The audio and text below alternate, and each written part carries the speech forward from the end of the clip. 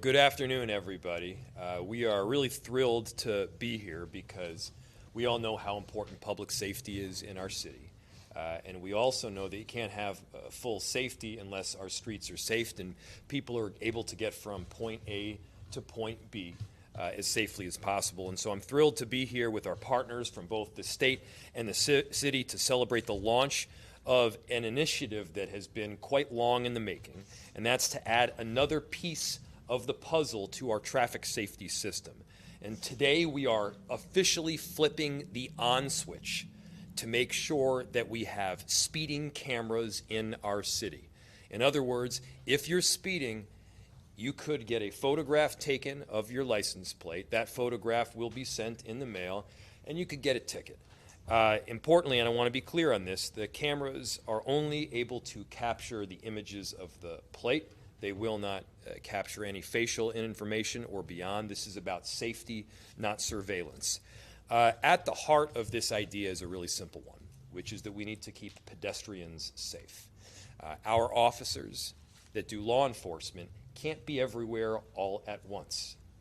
Even if we added dramatically to the number of police that we had in our department, they could not be everywhere all at once. And so we wanted safe mechanisms that have been tried before, that are utilized in other cities and other states throughout the country, that would allow us to have traffic enforcement, but would also allow us to use this process efficiently. And so this has been really long in the making, and I want to give a huge thank you to the state legislators that are here with us. They're going to be speaking shortly, but it's due to their work. It's due to the work of our Public Works Department, people like Ethan Foley, who've been working on it for years now, that this is finally coming to fruition. As of today, we are turning on the cameras for 5 different locations, and that's for speeding. But next year, we're going to add to the mix even further and add at least another 11 cameras that are going to go to a combination of both speeding and red light. So again, the first cameras, they go live today. This is a very big step for public safety in our city, going to create stronger neighborhoods with plenty more to come. And with that, I'm very proud to turn it over to our key partners at the state legislature. And I will start with Representative Sencer-Mira. Thank you so much for their support. Let me be clear. We could not have done this without them. This used to be against the law. They now gave cities the ability to keep people safer, and we are so proud of their work because they made this happen. Good afternoon. My name is Samantha Sencer-Mira. I'm the state representative for District 63A, representing part of South Minneapolis, and I'm also a member of the House Transportation Committee.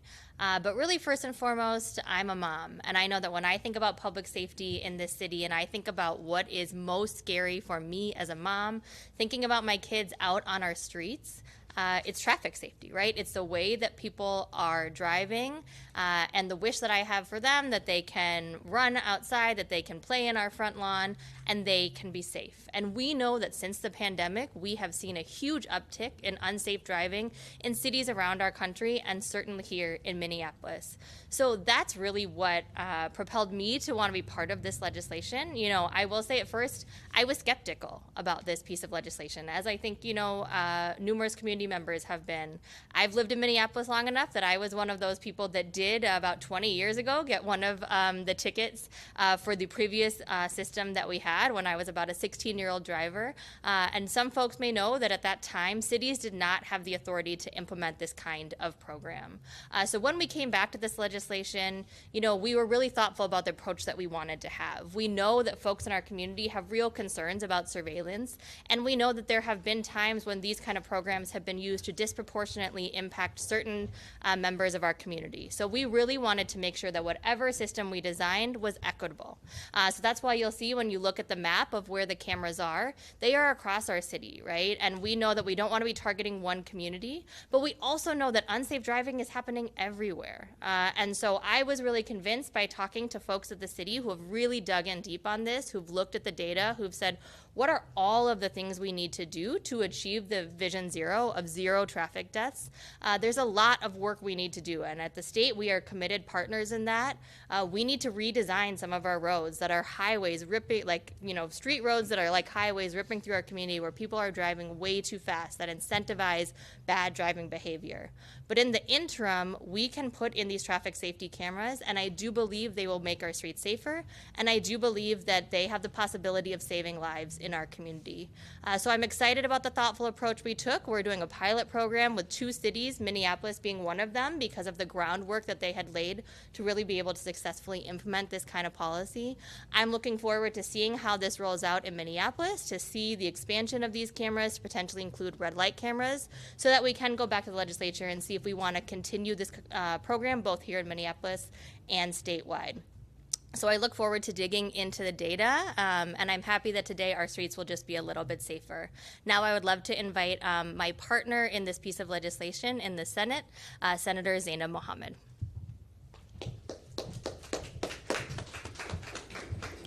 Thank you, everyone. It's good to be here with all of you. I'll just mention that, first and foremost, this is the work of Ethan. I know he's done work on this from the city staff level, and I really want to thank him because he's made us all better legislators and made us understand this issue better.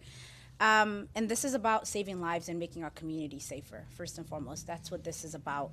The pilot is designed for it to not be punitive, but for it to be preventative.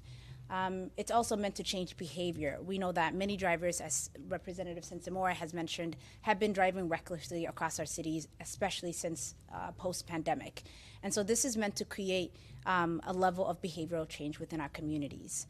I will also say, as I've carried this policy over the last 3 years, it's gone through many changes and transformations, which is why you see a pilot program between 2 cities currently.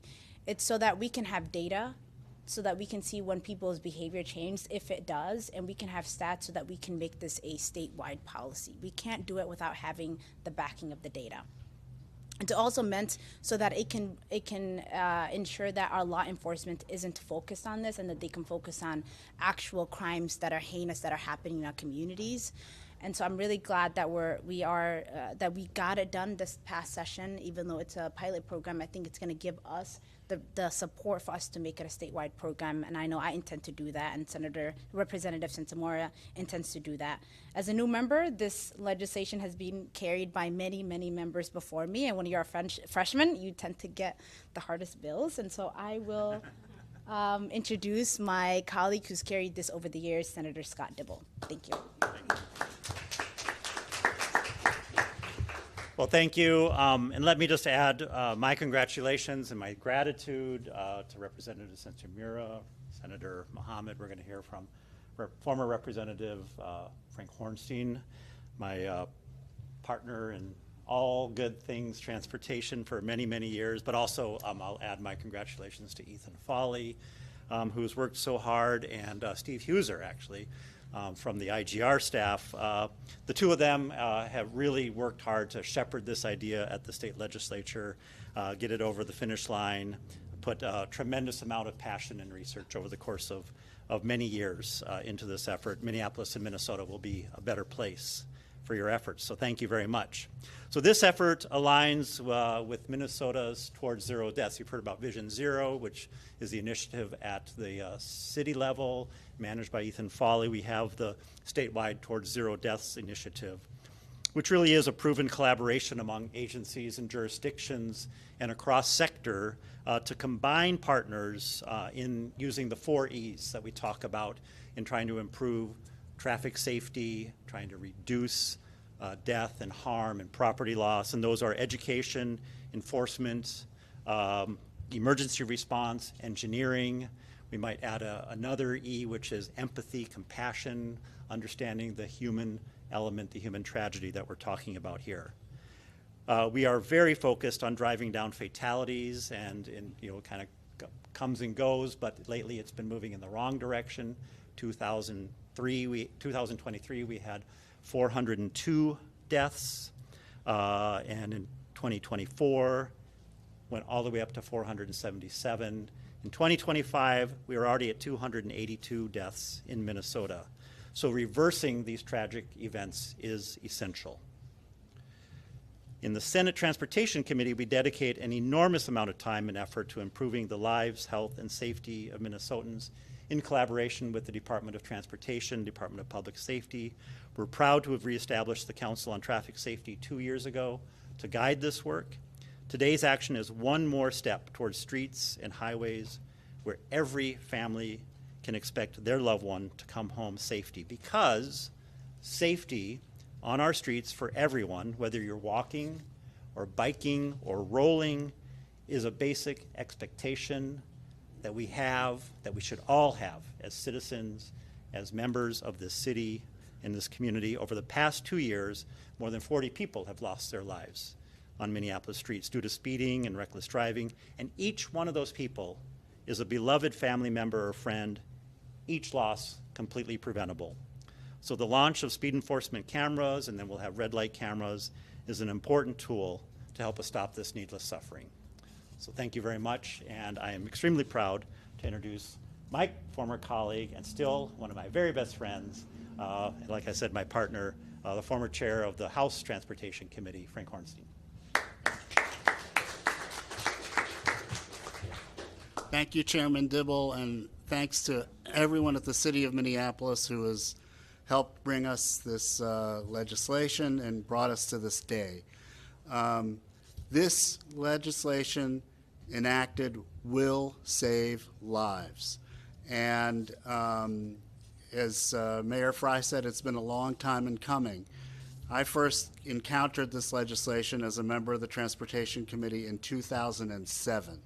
So almost 20 years of working on this bill, working on this concept, making the kinds of changes that Senator Mohammed had mentioned, have brought us here, and we can't thank the city enough for their efforts.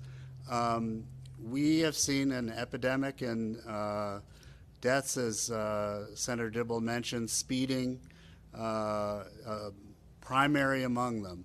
And the advent of these cameras will be preventative and will, I think, definitely lower the number of deaths and injuries that we have on our roadways. So with tremendous gratitude, I now would like to introduce a member of our City Council who's worked very hard on this, from the 7th Ward, Katie Cashman. Thank you so much, Representative Hornstein, and thank you everyone for being here. My name is Katie Cashman.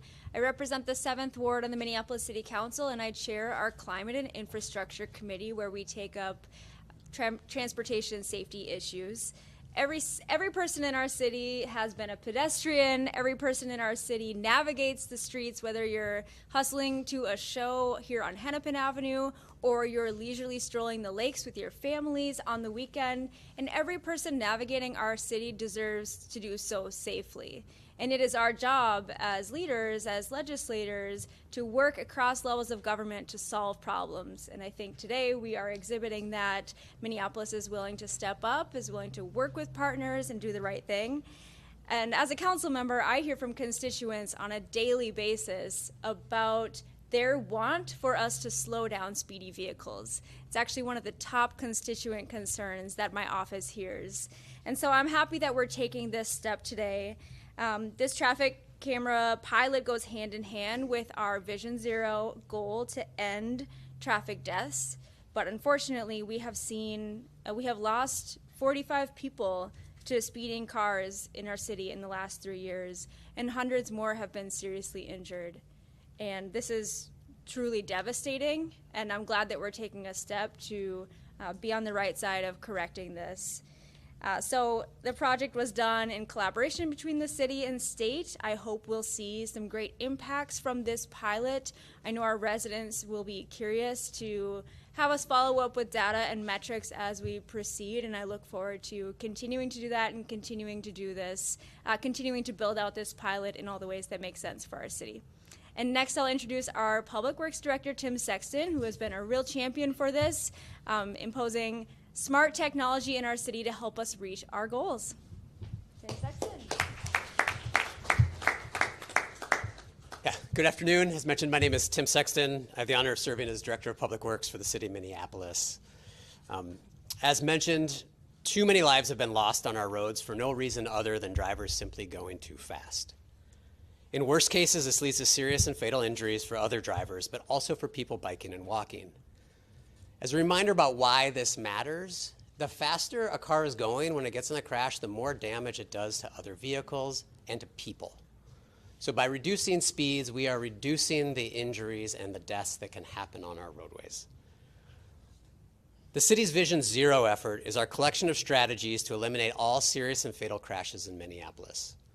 This traffic safety camera pilot will play an important role in making our streets safer alongside other Vision Zero strategies like traffic calming and other proven traffic safety treatments. We're putting the final touches on installing and testing the cameras right now as we speak, and we'll get to see some of the work in just a few minutes. Tomorrow, the 5 cameras will officially go live, and here's how the program will work. During the first month of the pilot, that's basically the rest of October, we'll only issue warnings to drivers, not citations. As soon as November 1st, we'll begin issuing citations to drivers going 10 miles per hour or more over the posted speed limit. A warning is going to be issued on the first offense for all drivers. After that warning, we'll issue a $40 fine to repeat offenders. Now, this fine will increase to $80 for drivers going 20 miles per hour or more over this posted speed limit. Drivers also, if they don't, instead of taking the fee for their first citation, they can also instead opt to take a free traffic safety class. An important note, too, about these citations, though, is they will not be recorded on a driver's record. As mentioned, this is meant to be preventative and slow people down. It is not meant to be a punitive response. I hope that you can see by this intentional design of the pilot that this is not making money off of speeding cars or letting those drivers off the hook. It's about changing dangerous driving behavior so our streets are safer and lives are ultimately saved. While we're not doing the work to generate revenue or to win any awards, we are being recognized for this work. And that being that role model helps other communities understand what we're doing and hopefully take some of the same actions. This year, Minneapolis was one of 2 cities in the country that received the 2025 Vision Zero for Youth U.S. Leadership Award. And we were recognized for our work to prioritize transportation safety for kids by policy changes, including this traffic safety camera pilot, along with cultivating strong partnerships with Minneapolis Public Schools and the elected leadership you see here today. As mentioned, a pilot like this takes a lot of work to make a reality. In addition to the critical work of our state delegation and local elected officials, I really want to recognize our entire Vision Zero team who's here today, led by Ethan Foley, who's been mentioned a number of times, along with Steve Hooser, who made a lot of important work coordinating at the legislature.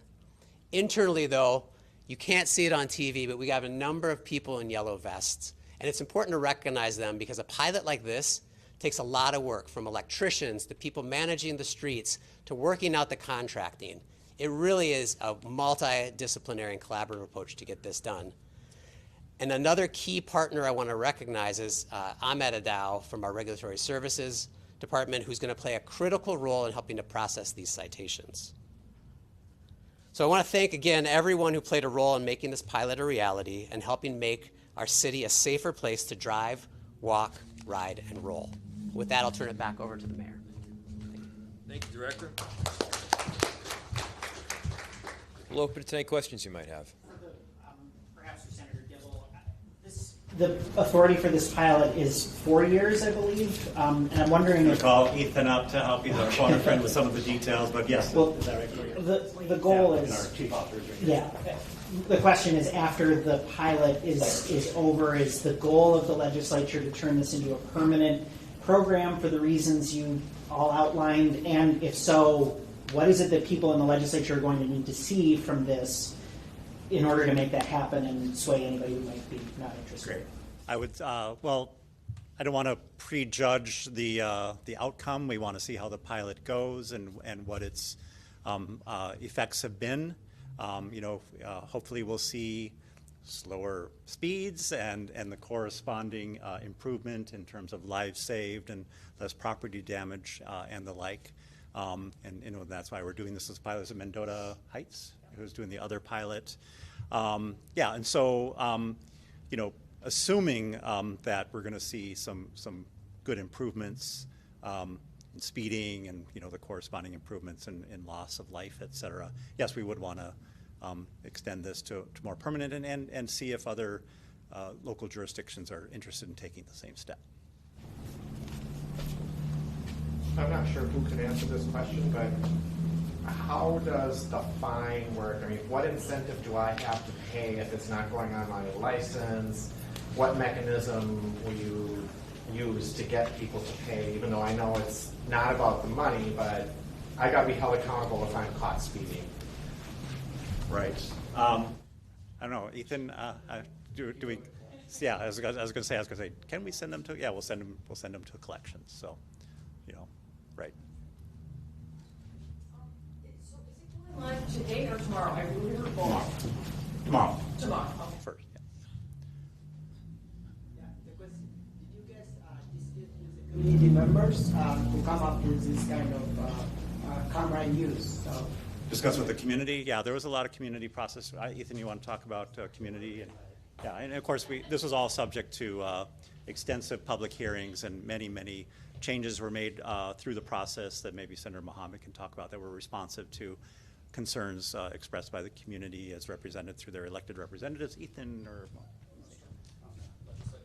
on the legislative process, obviously this bill started out as a statewide bill, and now it's a pilot program because members of the legislature, both sides of the aisle, wanted to see data. They wanted to see if there could possibly be behavioral change. We know that in cities that have implemented this type of program, that there was a behavior change. We also wanted to ensure that it wasn't punitive. And of course, that takes a level of behavior change. When somebody gets a ticket, that first one is a warning. Now they know when they do it again, they're gonna have to pay a fee. And if they don't, it's gonna go to collections. Or they can take a class, and that can also help with behavior change. In terms of community, we had countless conversations with community meetings. We know the city has done countless meetings in community.